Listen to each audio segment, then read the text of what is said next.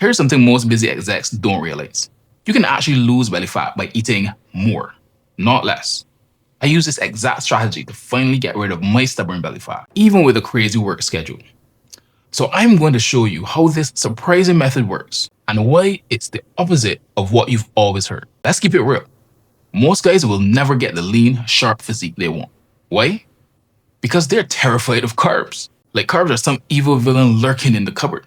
And worse, they have no clue how to actually use carbs to their advantage. Picture this. You're a high-flying exec, smashing deadlines, running meetings, and grinding through 12-hour days. But your body is taking a backseat. One day you're flipping through the paper and bam, there's a photo of your company's top client with some random chubby dude. Except that random dude is you. The face is rounder, the belly is bigger, and the shock is real. You decide enough is enough. So what's the plan? You do what every stress exec does. Slash carbs, cut calories, and beast through brutal workouts. No pain, no gain, right? Wrong. You grind, you sweat, you suffer, and yet, not much changes. I mean, you lose a couple pounds, but that stubborn belly fat, still there, mocking you in every mirror. Here's a dirty little secret. Your body's already under siege from stress. Dieting, more stress. Hardcore training, even more stress. Stack it all up, and your body just throws up its hands and says, nope. Cortisol shoots up, testosterone tanks, and your progress slams to a halt. You get frustrated, burn out, and let's be honest, you quit because it feels pointless. Sound familiar? Maybe a little too familiar. Here's the reality nobody tells you. If you keep attacking your body with stress, you're never going to get the body you want. You need a completely different strategy. I know because I was that guy, and I lost 44 pounds in 8 weeks, saw my abs for the first time in years, and kept them. How? Hormone optimization. Don't freak out. This isn't some science experiment. It's about creating the right environment so your body actually wants to burn fat, even when life is chaos. Here's what I did. I stopped starving myself. I ate more. And not just more food. I ate more carbs. Yeah, you heard me. Most busy guys ditch carbs and cling to protein like it's a life raft. I did the opposite. I quadrupled my carbs. Based on my TDEE, that's just a fancy way of saying how many calories your body burns in a day. And you can figure that out with the link below. I ate at maintenance for a couple weeks and let my hormones chill out and reset. After that, I dropped my calories by about 500 to 600, and my body responded much better than when I was consuming much less calories before and sputtering. Now maybe you're thinking, but Rod, I wasn't dieting before. I was just eating too much. Cool. I'll get to you in a sec. But for my fellow overworked, underfed warriors, every 7 to 10 days, I bump my calories up by 400 to 600 calories, mostly from carbs. For me, that was like eating 2 cups of rice 4 times a day for 2 days straight. Sounds crazy, right? But guess what? I still lost 44 pounds in 8 weeks. That's the power of working with your body, not against it. If you've been overeating to start, you still need carbs. Just cycle your calories back up to maintenance ever so often. The real secret? Keep your hormones happy, and your fat loss gets way easier. So if you're stuck on the hamster wheel, dieting, training, stressing, and getting nowhere, stop. Try this. Every week, throw in a couple of carb-heavy meals. Let your body breathe. Watch what happens. Next up, the one thing that could blow up this whole strategy if you miss it. Stay tuned. Let's get something straight. If you're a stressed out exec and you just calculate your TDEE and eat that amount, you'll probably gain weight. Yeah, you heard me. More calories, more belly. Not fair, right? But here's why. Years of stress and barely moving have turned your metabolism into a tired old racehorse that's lost its spark. Picture this.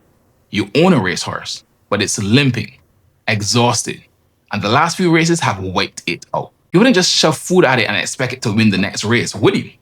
Nah, you'd let it recover. Then get it back into training, slowly, so it can get strong again. But you wouldn't run it into the ground either, or it would just collapse. It's all about the right balance. Your metabolism is that horse. If you just eat more without moving right, your body stays slow.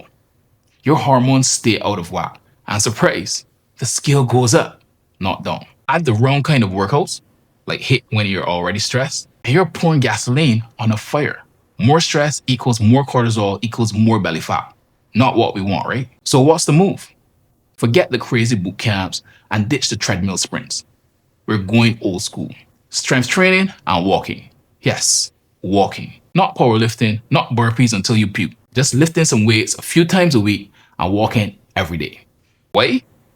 Because strength training makes your muscles hungry for carbs. So instead of storing them as fat, your body actually uses them for fuel. That's what insulin sensitivity means. Don't worry, you don't need a PhD. Just know it's a good thing. It keeps your body's engine running hot, burns more fat, and keeps you healthy.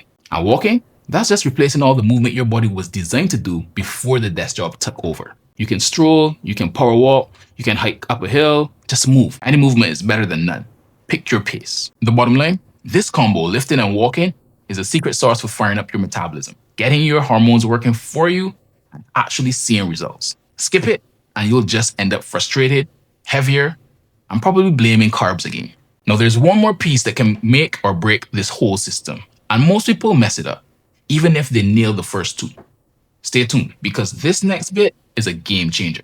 All right, let's cut the fluff. This is the piece that separates the winners from the wannabes. I'm talking about the one thing 95% of people miss, and it's why most folks never get the body, energy, or health they truly want. Let me show you what I mean. Picture me, a few years back, grinding away in the gym, doing my cardio, eating pretty well, and yet every time I looked in the mirror, my abs were on the back of a milk carton. Missing, gone. I couldn't figure it out. Then it hit me. I was skipping the boring stuff, like logging my food. I tell myself, it's tedious. I'll do it later. And then, nothing. No log, no clue if I was hitting my protein, no idea if I was even close to my potential. I was leaving muscle and results on the table. All because I couldn't be bothered to spend 20 seconds with my phone at each meal. It was so simple. I almost felt stupid. But here's the kicker. That tiny, annoying task was the thing robbing me of my best physique.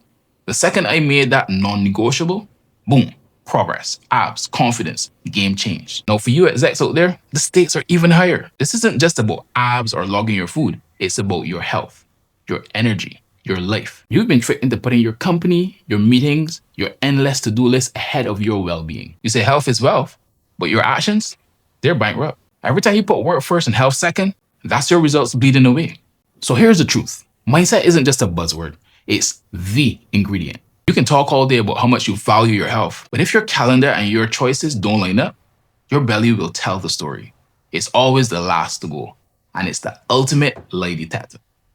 Here's my challenge. Pick one health habit you've been dodging.